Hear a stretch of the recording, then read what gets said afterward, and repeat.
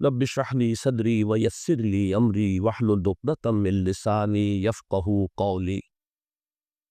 اللهم ربنا الهمنا رشدنا واعذنا من شرور انفسنا. اللهم ارحمنا بالقرآن العظيم. اللهم اجعله لنا اماما ونورا وهدى ورحمة. اللهم ذكرنا منه ما نسينا وعلمنا منه ما جهلنا وارزقنا تلاوته آناء الليل وآناء النهار واجعله لنا حجة یا رب العالمین آمین۔ رمضان کا اصل میں جو پروگرام ہے، میں پہلے ذرا تمہید نرس کر دوں کہ آپ صرف واقف ہیں روزہ دن کا اور رات کو 1 گھنٹے کی تراویح۔ یہ بہت بڑا مغالطہ، بہت بڑا مغالطہ ہے، بہت بڑا مغالطہ۔ روز اصل میں رمضان کا پروگرام کیا ہے؟ دن بھر کا روزہ اور رات کے اکثر حصے کو قرآن کے ساتھ لے کر جاگنا۔ لیکن حکمت خداوندی نے پہلے حصے کو تو فرض کیا ہے، دوسرے کو فرض نہیں کیا، اس کو ترغیب اور تشریف پر چھوڑ دیا۔ لیکن اس کی جو اہمیت ہے میں چاہتا ہوں کہ پہلے اچھی طرح اس کو سمجھ لیں آپ۔ دیکھیے پہلی حدیث اس میں ہے سلمان الفارسی رضی اللہ تعالی عنہ قال خطبنا رسول اللہ صلی اللہ علیہ وسلم فی آخر یوم من شعبان۔ حضرت سلمان فارسی سے مروی ہے، انہوں نے فرمایا کہ خطبہ ارشاد فرمایا ہمیں اللہ کے رسول نے صلی اللہ علیہ وسلم شعبان کے آخری دن۔ فقال، آپ نے ارشاد فرمایا، یہ خطبہ طویل ہے، میں نے صرف شروع کے چند جملے یہاں نقل کیے ہیں۔ یا ایھا الناس قد اظلکم شہر عظیم، اے لوگوں تم پر ایک بہت عظمتوں والا مہینہ سایہ فگن ہو گیا ہے۔ دیکھیے سایہ فگن سے وہ انگریزی کا وہاں پر آپ کے ذہن میں آنا چاہیے، coming events cast their shadows before. ابھی رمضان شروع نہیں ہوا ہے، شعبان کا آخری دن ہے، تو وہ کمنگ ایونٹ جو ہے رمضان مبارک، اس کا سایہ آ گیا ہے تم پر، اس لیے حضور نے وہ لفظ استعمال کیا قد اظلکم، ظلال کہتے سائے کو، قد اظلکم شہر عظیم، بڑی عظمت والا مہینہ ہے، شہر مبارک، بہت برکت والا مہینہ ہے، شہر فیہ لیلۃ خیر من الف شہر، اس میں ایک رات وہ بھی ہے، وہ مہینہ جس میں ایک رات وہ بھی ہے جو 1000 مہینوں سے افضل ہے۔ انا انزلناہ فی لیلۃ القدر وما ادراک ما لیلۃ القدر لیلۃ القدر خیر من الف شہر۔ اب جو اگلے 2 جملے ہیں وہ نوٹ کیجئے، جعل اللہ صیامہ فریضۃ وقیام لیلہ تطوعا، اللہ نے ٹھہرایا ہے، قرار دیا ہے اس کا روزہ رکھنا تو فرض کے تنبیہ، اور اس کی رات کا قیام تطوع کے درجے میں اپنی مرضی پر، اپنی خواہش پر، نفل کے طور پر یہ تم پر لکھ دیا گیا ہے، لکھا تو گیا ہے، جعلہ تو ہے۔ مجہول کا جو پہلا مفعول ہے وہ کیا ہے؟ جعلہ کا مجہول اول کیا ہے؟ دن کا روزہ، اور مجہول ثانی کیا ہے؟ قیام لیلہ، رات کو کھڑا رہنا۔ اب یہ رات کا کھڑا رہنا، اس کی کتنی مقدار ہوگی؟ کہاں سے معلوم کریں گے؟ قرآن سے۔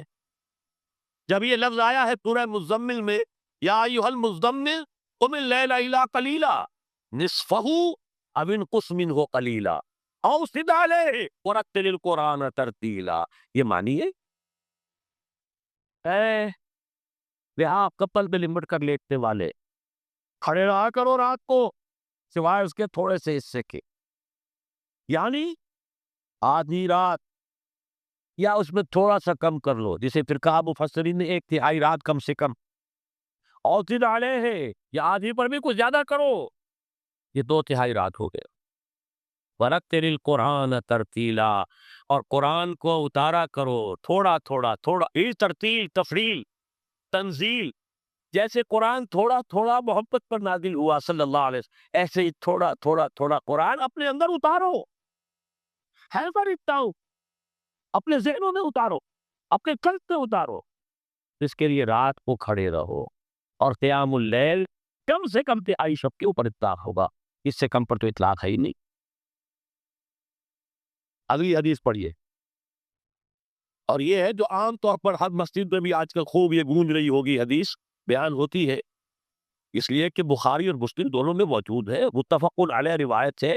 اس سے اونچا تو درجہ سند کے اعتبار سے تو حدیث کا کوئی اور درجہ اس سے اونچا ہے نہیں۔ عن ابی ہریرہ رضی اللہ عنہ قال قال رسول اللہ صلی اللہ علیہ وسلم، حضرت ابو ہریرہ سے روایت ہے، آپ نے فرمایا کہ حضور نے ارشاد فرمایا، من صام رمضان ایمانا و احتسابا غفر له ما تقدم من ذنبه، جس نے روزہ رکھا رمضان مبارک کے دوران اللہ پر یقین رکھتے ہوئے اور اس سے اجر و ثواب کے حاصل ہونے کی امید میں، اس کے تمام پچھلے گناہ معاف ہو جاتے ہیں۔ ومن قام رمضان ایمانا واحتسابا غفر له ما تقدم من ذنبه، اور جو کھڑا رہا رمضان کے دوران، کھڑا رہا ہے، جیسے سامہ، میں نے شروع میں عرض کر دیا تھا، یہ مصدر سامہ یصوم صومن قام یقوم قیاما، ومن قام رمضان، جو کھڑا رہا رمضان کے دوران، پورے رمضان کے دوران کھڑا رہا، ایمان و احتساباً کی شرط پھر وہی ہے، غفر له ما تقدم من ذنبه، وہی اجر اس کا بھی ہے۔ ومن قام لیلۃ القدر ایمانا واحتسابا غفر له ما تقدم من ذنبه، اور جو خاص طور پر لیلۃ القدر میں کھڑا رہا ایمان اور احتساب کے ساتھ، اس کے بھی پچھلے گناہ معاف ہو گئے۔ اب یہ قامہ اور سامہ جیسے آ رہا ہے ایک دوسرے کے ساتھ پیرلل ہو کر، اس کو نوٹ کر، من سامہ رمضان من قام رمضان، کیا یہ 1 گھنٹے کی تراویح جو ہے اس پر پوری اترتی ہے؟ کہ نسبت خاطرہ بعالم پاک کو تک کوئی اس میں ریشو پروپورشن جڑتی نہیں، اگلی حدیث میں پڑھ لیجئے۔ یہ وہی آگے عبداللہ ابن عمرو بن العاص رضی اللہ تعالی عنہما، جن کے بارے میں میں نے عرض کیا تھا، بہت ہی زاہد بنش، بڑے عابد، ہر روز روزہ اور پوری رات نماز پڑھتے تھے، پورا بھی ہے اس کے۔ عن عبداللہ ابن عمرو رضی اللہ عنہما ان رسول اللہ صلی اللہ علیہ وسلم قال الصیام والقرآن یشفعان للعبد، روزہ اور قرآن دونوں بندے کے حق میں شفاعت کریں گے۔ یقول الصیام، روزہ یہ کہے گا، اے رب، اے پروردگار، انی منعتہ الطعام والشہوات بالنہار، میں نے تیرے اس بندے کو روکے رکھا کھانے پینے سے اور شہوت سے دن کے وقت، فشفینی فی، میری وجہ سے روکا رہا، یہ کھانے کو اچھے سے اچھے جو ہے وہ موجود تھے کھانے، اور پینے کے لیے اعلیٰ سے اعلیٰ مشروب تھے، یہ روکا رہا میری وجہ سے کہ روزہ رکھا ہوا تھا، اور جیسا میں نے کہا منکوحہ بیوی موجود تھی لیکن رکا رہا، تھامے رکھا اس نے اپنے آپ کو میری وجہ سے، تو میری شفاعت اس کے حق میں قبول کرنا۔ وَيَقُولُ الْقُرْآنُ، اور قرآن یہ کہے گا، مَنَعْتُهُ النَّوْمَ بِاللَّيْلِ، میں نے اسے روکا رکھا رات کو سونے سے، فَشَفِّعْنِي فِيهِ، تو پروردگار میری شفاعت اس کے حق میں قبول فرما، فَيُشَفَّعَانِ، تو ان دونوں کی شفاعت قبول کی جائے گی۔ سوال یہ ہے کہ کیا روزہ 1 گھنٹے کا یا 2 گھنٹے کا ہے؟ تو یہ قیام جو ہے یہ اتنا 1 گھنٹے میں کیسے ہو گیا؟ تو میں نے پہلے کوسچن مارک آپ کے ذہن میں کھڑا کر دیا، اب جواب سنیے اس کا۔ جواب یہ ہے کہ اس کو اللہ تعالیٰ کی حکمت یہ تھی کہ اسے فرض کیا جائے، اس کو معلوم ہے۔ عَلِمَ سَيَكُونُ مِنكُمْ مَرْضَىٰ وَآخَرُونَ يَضْرِبُونَ فِي الْأَرْضِ يَبْتَغُونَ مِن فَضْلِ اللَّهِ وَآخَرُونَ، اللہ کے علم میں ہے، میرے کچھ بندے ہوں گے بیچارے غریب مستور، دن پر مشقت کریں گے، محنت کریں گے، اور روزہ ہی رکھ لیں، بہت بڑی بات ہے، بہت بڑی بات۔ رات بھر کا قیام کیسے کریں گے؟ 2/3 رات کیسے کھڑے رہیں گے؟ آدھی شب کیسے ممکن ہے؟ لہٰذا فرض نہیں کیا، حضور نے بھی فرض نہیں کیا، نہ اس کو آپ نے لازم کیا، نہ اس کے لیے وہ دھوردار جو لوگوں سے کہا کہ ضرور پڑھو، چھوڑ دیا پڑھو، اصل لوگ پڑھتے تھے اپنے طور پر۔ اب یہ کہ کوئی آدھی رات کھڑا ہے، کوئی تہائی رات ہے، کوئی پوری رات ہے، حق ہے اللہ کے بدلے۔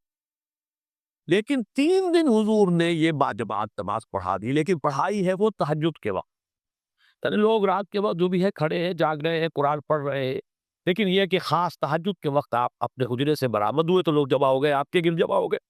آپ نے 3 دن یہ 8 رکعتیں جو تہجد کی حضور کی ہوتی تھی، وہ آپ نے 8 رکعتیں پڑھائیں باجماعت، لیکن وہ وقت تہجد کا تھا، یہ نوٹ کر لی۔ چوتھے دن بھی صحابہ منتظر رہے، کیا حضور برآمد ہوں گے، تشریف لائیں گے؟ نہیں آ رہے حضور، وہ کچھ کھنگار بھی رہے ہیں، کہیں پتہ نہیں حضور کہیں اونگ نہ آ گئی ہو تو ہماری آوازوں سے جاگ جائیں، پھر بھی نہیں آئے حضور۔ اگلے روز آپ نے فرمایا کہ میں جان بوجھ کر نہیں آیا، میں اگر یہ متواتر تمہیں پڑھاؤں گا تو یہ تم پر فرض ہو جائے گی۔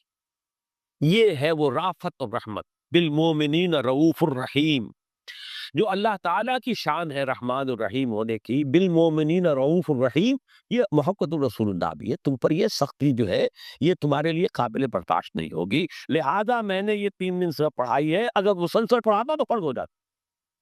یہاں تک تو ہے حکمت نبوی کا معاملہ، اب آیا حکمت صحابی یا حکمت خلیفہ راشد۔ یہی معاملہ رہا حضور کی حیات طیبہ کے دوران، یہی حضرت ابوبکر رضی اللہ تعالیٰ عنہ کی خلافت کے دوران، یہی حضرت عمر کا بھی ابتدائی دور۔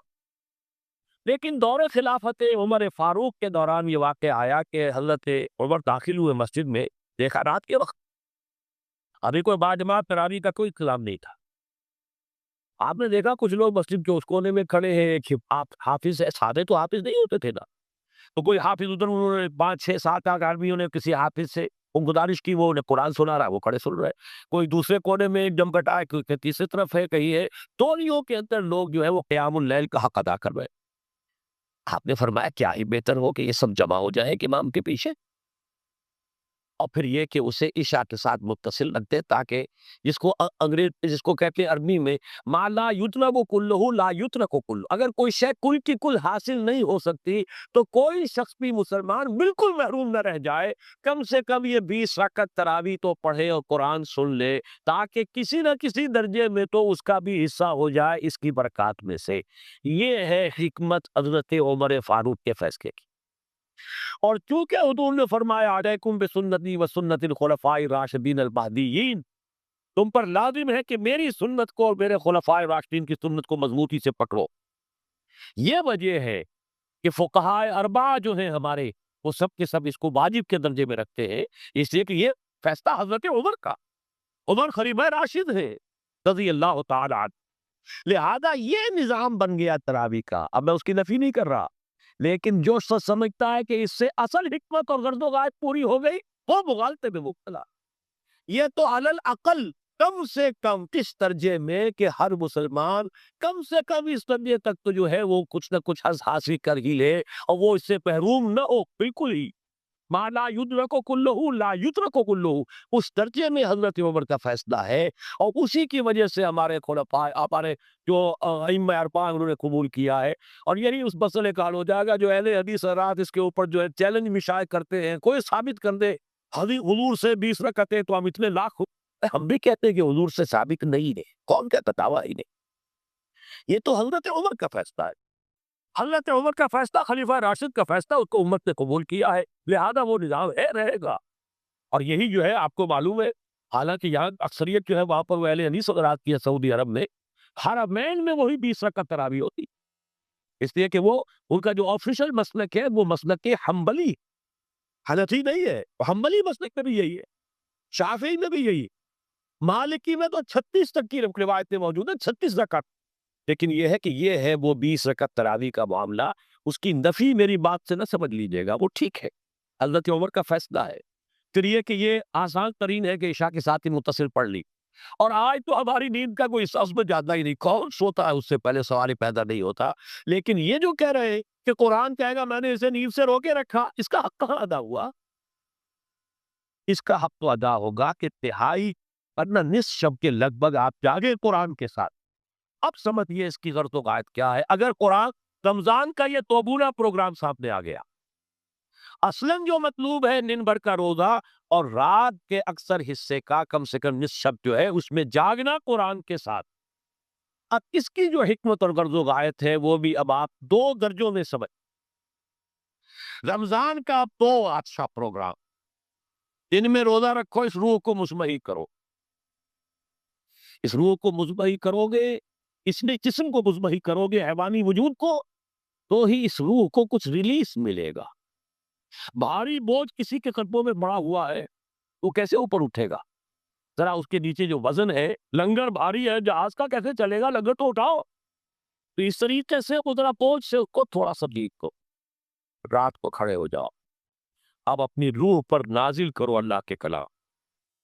تیرے ضمیر پہ جب تک نہ ہو نزول کتاب، گرہ کشا ہے نہ راضی نہ صاحب کشاف۔ اب یہ پھوار پڑ رہی ہے تمہارے اوپر، تمہارے اندر اس کو جذب ہونا چاہیے. اس سے کیا ہوگا؟ روح کو تقویت حاصل ہو. اس کو مثال سے پہلے سمجھا دو. کوئی شخص پیاس سے مر رہا تھا، اس درجہ پیاسا تھا کہ اس کے اوپر بے ہوشی بھی طاری ہو گئی. کوئی شخص آیا، اس نے پہلے اس کو پانی کے چھینٹے دیے، کچھ ہوش میں آیا. اب اسے پانی کا کوئی کٹورا لگا دیا اس کے منہ سے. پانی کے گھونٹ کی جو لذت اسے اس وقت محسوس ہوگی، کیا کبھی زندگی میں کسی کو محسوس ہو سکتی؟ یہ پانی کتنی بڑی قیمت ہے، قیمتی شے ہے. یہ تو اسی سے پوچھے جسے شب پیاس لگی تھی، اور پیاس کی وجہ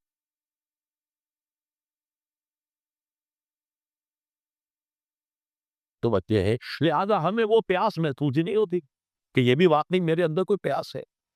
روح بیدار ہوگی تو وہ پیاس جو اس کے اندر اب پیدا ہوئی ہے وہ کدھر متوجہ ہوگی؟ اپنے پروردگار کی طرف. یہ ربط ہے اگلی آیت کا، پڑھیے. وَإِذَا سَأَلَكَ عِبَادِي عَنِّي فَإِنِّي قَرِيبٌ. جب یہ روح بیدار ہو کر اپنے مرکز کی طرف متوجہ ہوگی، اپنے منبع اور سرچشمے کی طرف متوجہ ہوگی، اپنے مبدا کی طرف متوجہ ہوگی، تو اے میرے نبی صلی اللہ علیہ وسلم، جب میرے بندے آپ سے میرے بارے میں پوچھے، فَإِنِّي قریب، انہیں بتا دیجئے میں قریب ہی ہوں، کہیں دور نہیں. اس کی رگے جہاں سے بھی جا کر قریب. ہم قریب ہیں، جب چاہو ہمیں پکارو، جب چاہو دعا کرو، چاہو باریابی حاصل کر لو. ہم تو مائل پہ کرم ہے، کوئی سائل ہی نہیں. ہم تو ہر روز رات کی آخری گھڑیوں میں سبائے دنیا تک نزول فرماتے ہیں، اور ہماری طرف سے پکارنے والا پکارتا ہے، حل من مستغفر فاغفر لہ. ہے کوئی استغفار کرنے والا کہ میں اسے بخش دوں؟ ہے کوئی مانگنے والا؟ حل من سائل فاعطیہ. ہے کوئی مانگنے والا جسے میں دوں؟ تم سوئے ہوتے ہو. ہم تو غافل نہیں، تو متوجہ تو ہو، آؤ تو صحیح ہماری طرف. حدیث قدسی میں آیا ہے، میرا بندہ میری طرف چل کر آتا ہے، میں دوڑ کر آتا ہوں. وہ بارش بڑھاتا ہے، میں ہاتھ بڑھاتا ہوں. میرا بندہ میرا ذکر اپنے دل میں کرتا ہے، میں اپنے جی میں اس کا ذکر کرتا ہوں، یاد کرتا ہوں. اور میرا بندہ اگر کسی محفل میں میرا ذکر کرتا ہے، میں اس سے بہت اعلیٰ محفل میں اس کا ذکر کرتا ہوں، ملائے اعلیٰ کی محفل میں ذکر کرتا ہوں. یعنی کہ الفاظ ہے کہ تو غافل ہو بھائی ہم سے، ہم تو غافل نہیں. اغیب و اللطائف لا یغیب وارجو ہو رجال لا یخیم. میں غائب ہو جاتا ہوں، وہ تو غائب ہونے والی ہستی ہی نہیں ہے. حران موجود، وہ معکم انا ما کنت. وَإِذَا سَأَلَكَ عِبَادِي عَنِّي فَإِنِّي قَرِيبٌ أُجِيبُ دَعْوَةَ الدَّاعِ إِذَا دَعَانِ فَلْيَسْتَجِیبُوا لِی. لیکن اب آئی بات اصل.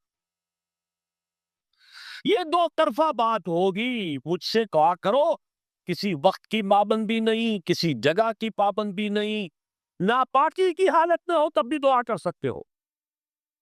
میری کتاب کو ہاتھ مت لگانا، مجھ سے دعا کر سکتے ہو، دعا پہ کوئی پابندی نہیں. لیٹے مانگو، بیٹھے مانگو، ناپاکی میں مانگو، پاکی میں مانگو، چاہو مانگو مجھ سے. دعا میں کوئی خطر. اور جہاں مانگو گے there and then I will listen to you and I will grant your prayers. اجیبو جو ہے، اجیبو دونوں مان، جواب دینا اور قبول کرنا. اجابت استجابت دونوں کا ایک ہی مفہوم ہے، جواب دینا اور قبول کرنا. اجیبو دعوت الداعی اذا دعان، میں تو ہر پکارنے والے کی پکار کو سنتا ہوں، قبول کرتا ہوں جب بھی وہ مجھے پکارتا ہے. لیکن فَلْيَسْتَجِیبُوا لِی، میرا بھی تو کہنا مانو. چاہیے کہ یہ بھی میرا کہنا مانے، مجھ سے محبت کریں، مجھ سے لو لگائیں، میرے دین کے لیے اپنے آپ کو وقف کریں. ان صلاتی و نسکی و محیای و مماتی للہ رب العالمین. میرے باغیوں کے خلاف بغاوت کرے، میرے دین کا جھنڈا اونچا کرے. یہ سارے احکام ہے کہ نہیں قرآن میں؟ قاتلوہم، جیسا کہ میں نے آپ کو بتایا اگلے ہی رکوع میں قتال کا حکم آ رہا ہے. اب وہ گھوڑوں کو روزہ رکھواتے تھے، بتا دیا یہ روزہ کو کس لیے رکھوایا جا رہا ہے.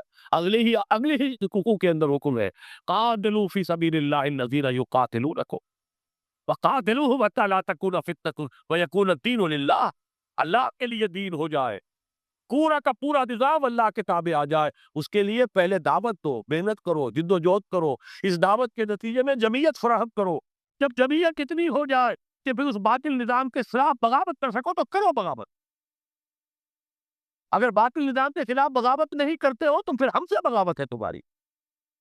پہلے ذہنی بغاوت ہے، آپ ڈس اون کیجئے ذہنی اعتبار سے، نفسیاتی اعتبار سے، میں اس نظام کو نہیں اون کرتا، ریکنسائل نہ کیجئے اس کے ساتھ، کوئی تعاون نہ کیجئے اس کے ساتھ، کوئی چاکری اور ملازمت نہ کیجئے اس کی، تن من دھن لگائیے اس نظام کو بدلنے کے لیے، چاہے ابھی وہ دعوت کے مرحلے میں ہے، لوگوں کو تیار کیا جا رہا ہے، تربیت دی جا رہی ہے، تزکیہ کیا جا رہا ہے، لیکن ہدف کیا ہے؟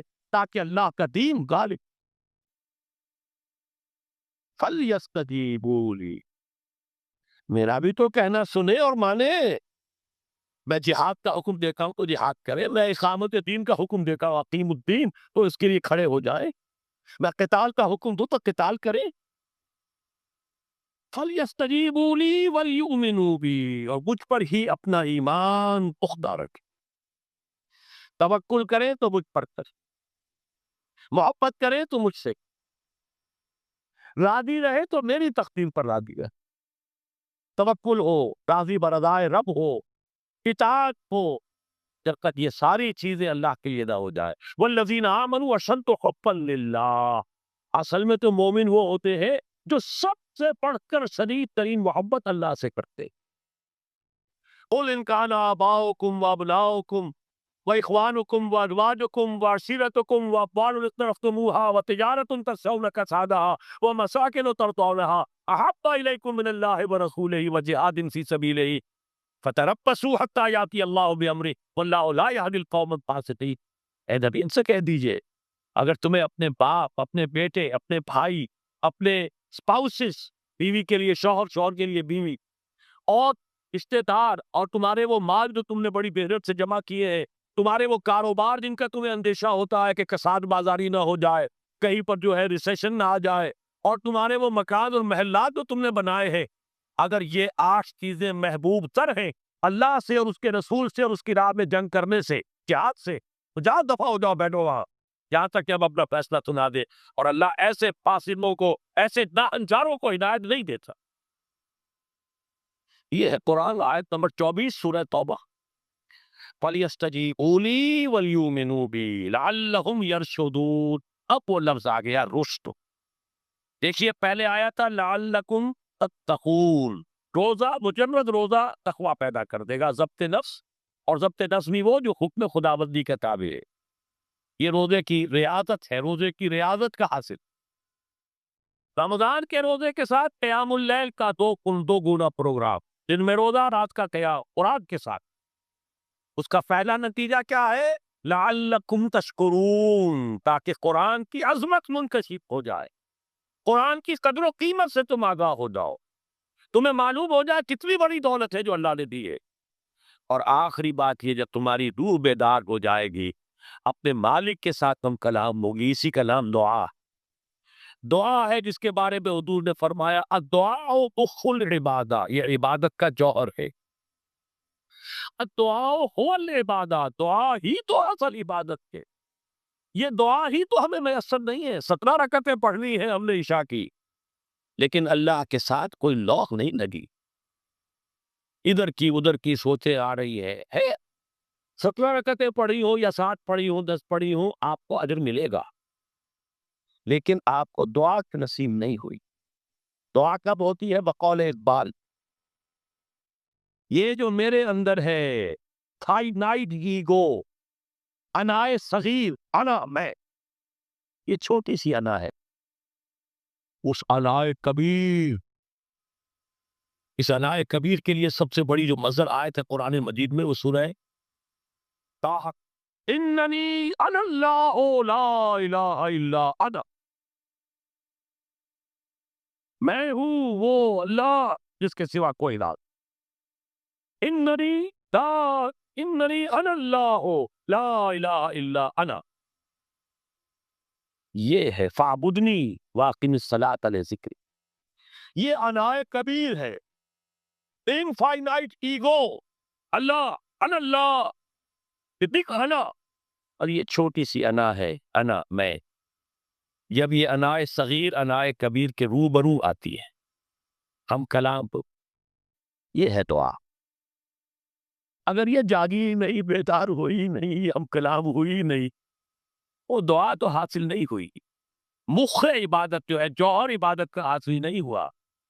ہاں ایک شکل ہے عبادت کی، مراسم عبودیت ہے، یہ اشکال ہے، رہ گئی رسم ادا روح بلالی نہ رہی، فلسفہ رہ گیا تلقین غزالی نہ رہی، ایک شکل ہے، تم نے کر لی، اجر ملے گا، آخر وقت نکالا ہے، آپ اللہ کے سامنے کھڑے ہوئے اجر سے، محنت کا تو اجرت وہ دے گا، لازماً اس پر بھی دے گا، لیکن حقیقت صلاۃ کوئی اور شے۔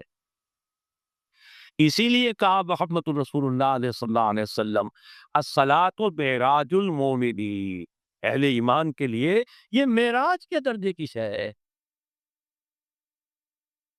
معراج میں مکالمہ ہوا تھا، التحیات للہ والصلوات والطیبات، یہ حضور نے فرمایا، السلام علیکہ ایھا النبی ورحمۃ اللہ وبرکاتہ، کس نے کہا؟ اللہ نے فرمایا، السلام علینا وعلی عباد اللہ الصالحین، حضور نے فرمایا اس سلامتی میں تمام اللہ کے نیک بندوں کو شامل کر رہا ہوں، سلامتی مجھ پر بھی ہو اور تمام اللہ کے نیک، یہ مکالمہ ہے، مخاطبہ ہے۔ جب تک یہ مکالمے اور مخاطبے کی شکل نہیں، اگر وہ انائے صغیر جاگی ہی نہیں، سوئی ہوئی ہے، بے ہوش ہے، پڑی ہوئی ہے، سسک رہی ہے یا مر چکی ہے، روح مر بھی جاتی، جسم زندہ ہے، روح مر جاتی، جسم جان کے ساتھ زندہ ہے، حیوان انسان زندہ ہے، انسان مر چکا، اس لیے قرآن کہتا ہے نبی یہ مردہ ہے، اموات غیر احیاء، یہ نہیں سنتے ہیں، یہ آپ کو سمجھتے ہیں آپ کہ یہ بڑے غور سے سن رہے، نہیں سن رہے، یہ تو مردہ ہے، روحانی طور پر مردہ ہے، ان کی روح مر چکی ہے، یہ تو حیوان رہ گیا زندہ صنم، یہ چلتے پھرتے مقبرے ہیں، یہ چلتے پھرتے تاغیے ہیں، اس کے سوا کچھ نہیں۔ یہ ابو جہل کون ہے اور ابو لہب کون ہے؟ یہ حیوان ابو جہل ہے اور حیوان ابو لہب ہے۔